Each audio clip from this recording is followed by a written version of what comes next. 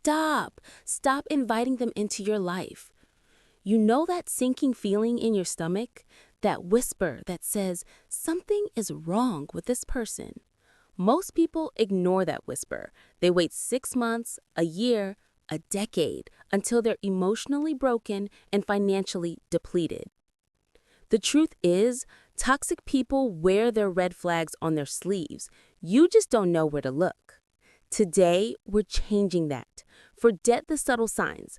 We're breaking down the 10 critical red flags that expose a toxic individual within the first 60 seconds of meeting them. If you know these 10 signs, you will become toxic proof. But before we get to the worst one, the red flag that even psychologists miss, the one they deploy when they want to absolutely devastate you, let's start with the most common yet most overlooked signal, the conversation hijacker. This is the person who cannot tolerate you being the star of your own life. You say, "I just got a promotion," and they immediately cut you off with, "Oh, that's great, but I got a double promotion last year, and it's actually way more complicated." You mention a minor headache, and they launch into a 10-minute story about their rare debilitating migraine. Toxic people need their existence to demand the spotlight. They don't listen to respond. They listen to interrupt. If they constantly pivot your good news back to themselves, they are demonstrating a deep-seated insecurity and self-absorption.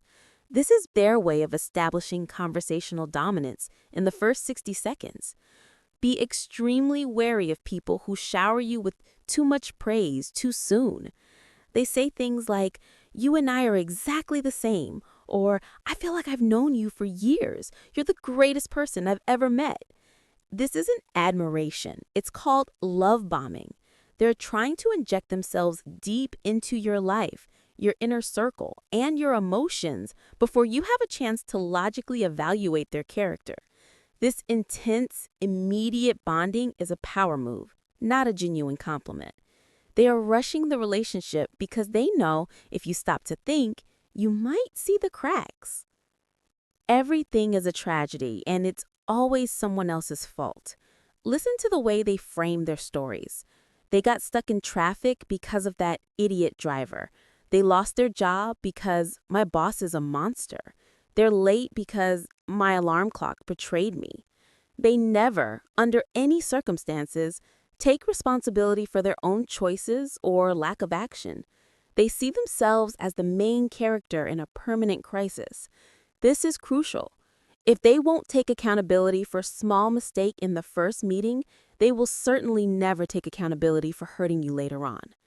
The moment you hear a story where they are the perfectly innocent victim and everyone else is the villain, consider it a flashing red light.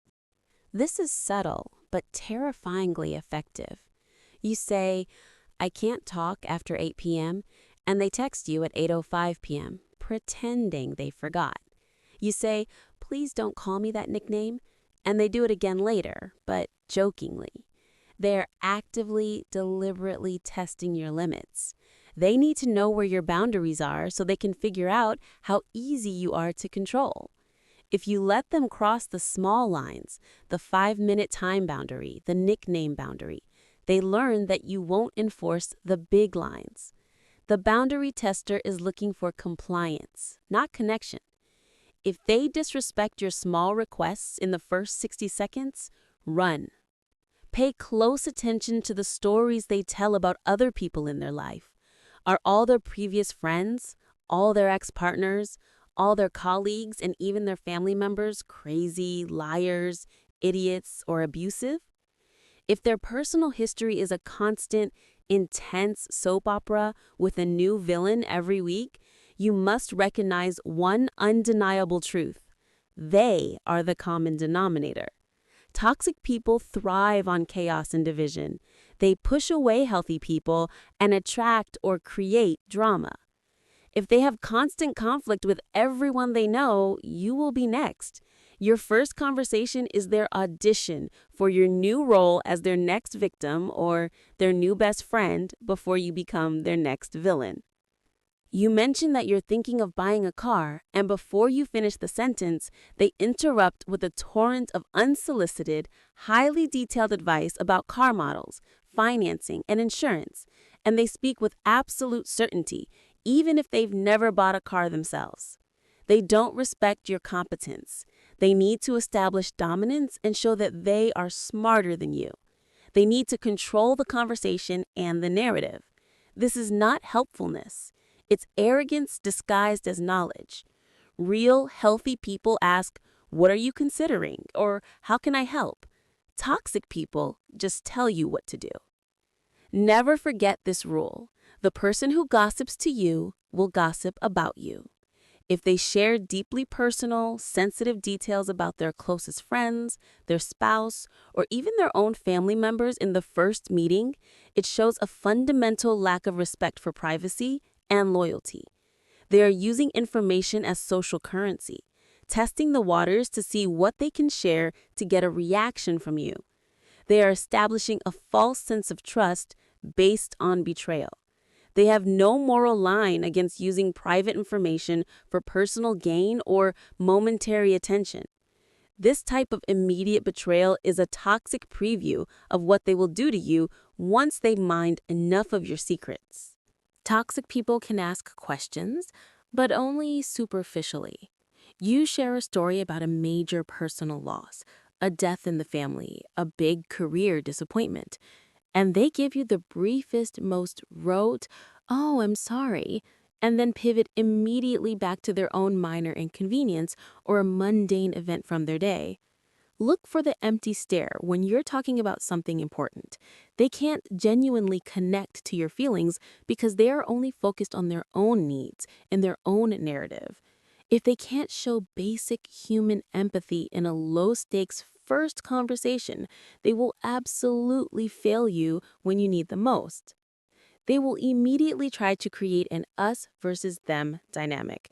"We're the smart ones. Everyone else in this office is stupid." Or, "Everyone in this city is so fake, but we're the real ones." This false sense of connection makes you feel special, like you've found the soulmate. But it's a trap. They are isolating you socially by creating a binary world where they are the only trustworthy person. The moment you disagree with them, the moment you don't validate their worldview, you instantly become part of the them group. This is a foundational technique of control and manipulation. And now the one even psychologists miss. The toxic person rarely argues loudly. They simply watch and take notes. They aren't talking, they are studying you. They observe your vulnerabilities, your insecurities, your greatest wishes, and your deepest triggers. They don't use this information now.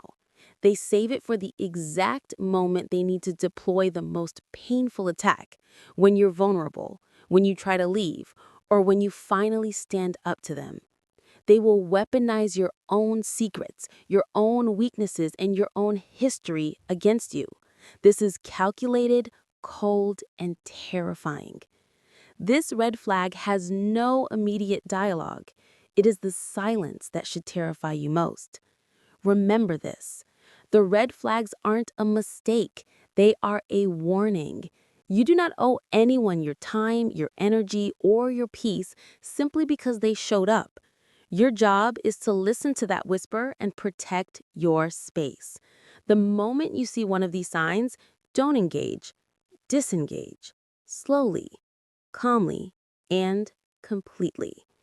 Don't just watch this. Use it. Now, if you want to know how to specifically detoxify your life from a toxic person who was already in your circle, a family member or a colleague, watch this next video right here and subscribe if you want to make sure your psychological armor stays strong. I'll see you there.